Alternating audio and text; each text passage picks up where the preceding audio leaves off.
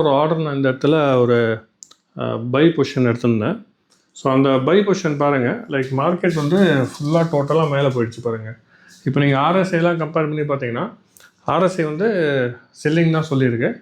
So அதனால தான் சொல்கிறேன், லைக் மேக்ஸிமம் வந்து பார்த்தீங்கன்னா இண்டிகேட்டர்ஸ் யூஸ் பண்ணாதீங்க, இண்டிகேட்டர்ஸ் யூஸ் பண்ணாமல் பண்ணுங்கள், அதுதான் பெட்டராக இருக்கும். ஸோ இப்போ இந்த இடத்துல நான் ஆர்டர் ப்ளேஸ் பண்ணியிருக்கேன். அண்ட் இப்போ கரண்ட்லி வந்து பார்த்திங்கன்னா எவ்வளோ ப்ராஃபிட் லாஸில் போய்ட்டுருக்குன்னு பார்ப்போம். ஸோ கரண்ட்டாக வந்து பார்த்திங்கன்னா ஒரு $3.75 ப்ராஃபிட்டில் இருக்குது.